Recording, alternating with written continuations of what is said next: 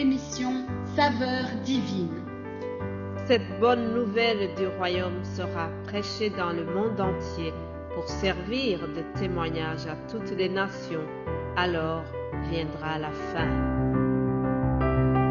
Ce pain céleste vous est présenté par Immaculée Niraneza. Je vous salue, très chers amis, vous tous qui écoutez l'émission Saveurs divines. Que la paix de Christ soit avec vous. Je bénis Dieu qui me donne le souffle de vie ce matin. Je continue de vous souhaiter un beau mois de décembre.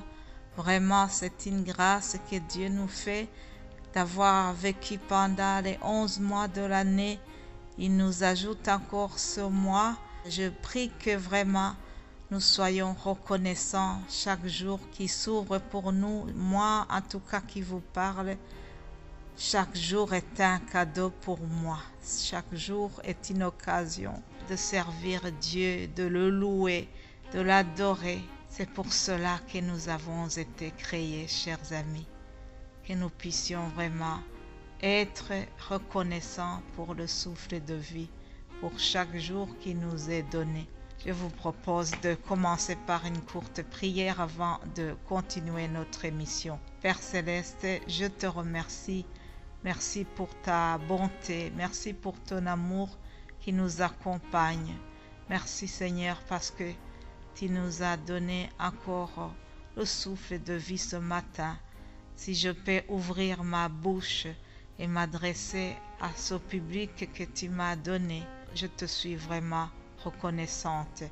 Bénis cette journée que nous commençons. Bénis chaque personne qui va écouter le message que nous allons partager. Je prie que ta parole vraiment soit accompagnée par ta puissance, puisque tu nous l'as promis. Et je prie que ces paroles soient un remède pour celui qui est malade. Cette semaine, nous parlons de la guérison. Parce que comme tu as guéri les malades dans le temps, aujourd'hui tu n'as pas changé. Tu es toujours le même. Tu opères des miracles de guérison. Je prie Seigneur que chacun qui s'attend à toi puisse recevoir sa guérison au nom de Jésus-Christ. Viens accompagner ce que nous allons partager.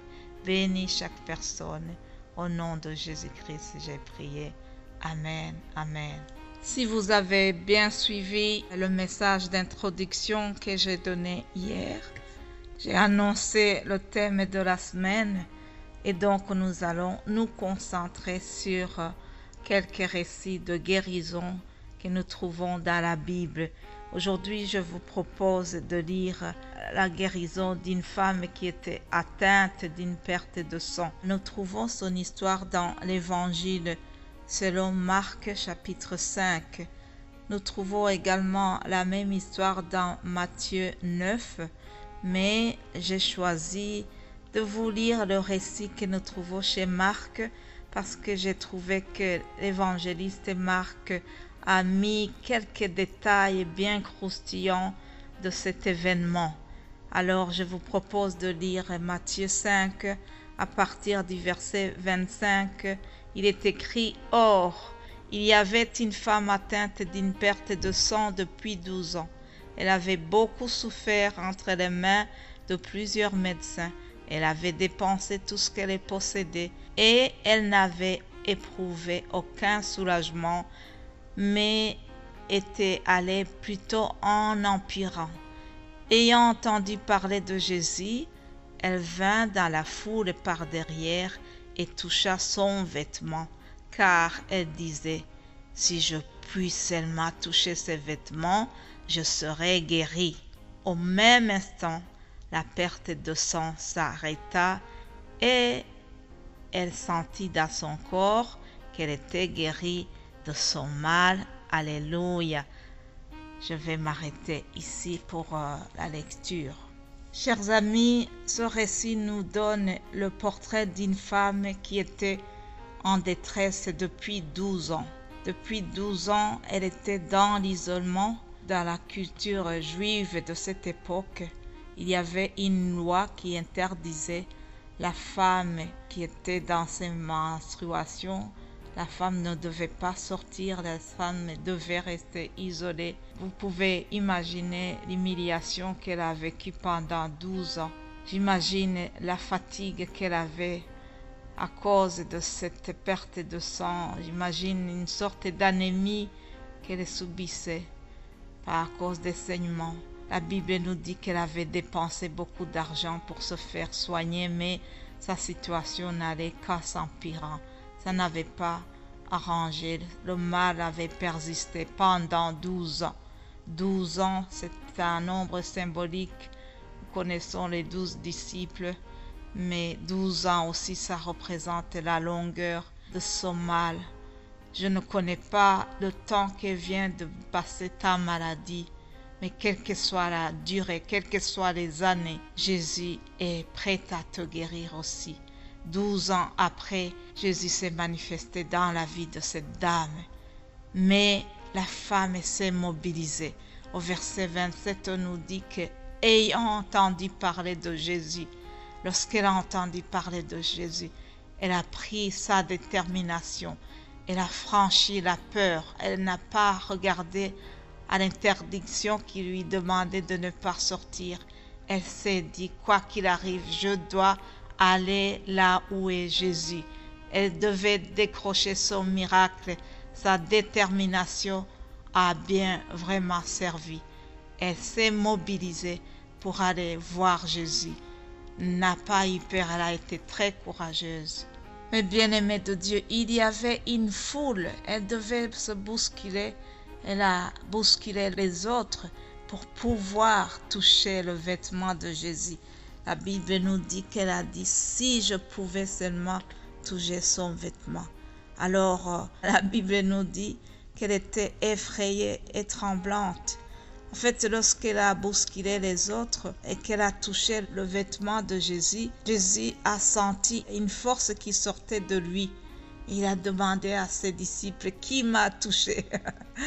Qui m'a touché? Alors, la femme a été effrayée, comme nous dit la Bible au verset 33. La femme effrayée, tremblante et sachant ce qui s'était passé en elle, vint se jeter à ses pieds et lui dit toute la vérité. Alléluia.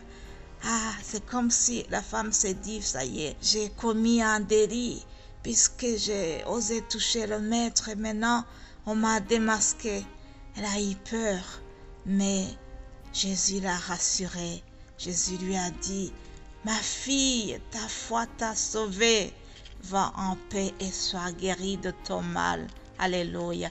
Le récit se termine par cette belle déclaration de Jésus qui rassure cette dame, qui lui redonne sa dignité, qui lui guérit de son mal qui venait de durer 12 ans. 12 ans. Parce que la détermination de cette dame a été récompensée, chers amis. Elle vient de décrocher son miracle de guérison. Elle avait dépensé son argent partout, mais elle n'était pas encore arrivée au meilleur médecin du monde. Elle venait de trouver Jésus-Christ. Elle venait de trouver celui qui est au-dessus des autres, de tout ce qu'elle avait rencontré. Aujourd'hui, je te souhaite aussi de rencontrer celui qui est au-dessus de tous ces gens que tu as vus auparavant. Je souhaite que tu puisses vraiment le rencontrer, quelles que soient les années de ta maladie. Prie et garde la foi. Et la foi que ce qu'il a fait pour cette dame, il peut le faire pour toi aussi. Aujourd'hui, Jésus s'adresse à toi et dit, ma fille, mon fils, va, ta foi t'a sauvé, va en paix, sois guéri de ton mal. Alléluia. Je te souhaite d'être guéri de ton mal au nom de Jésus-Christ. Ce matin, je suis mandatée pour te dire que Jésus n'a pas changé. Il est le même hier, aujourd'hui et éternellement. Sois béni au nom de Jésus-Christ. Amen.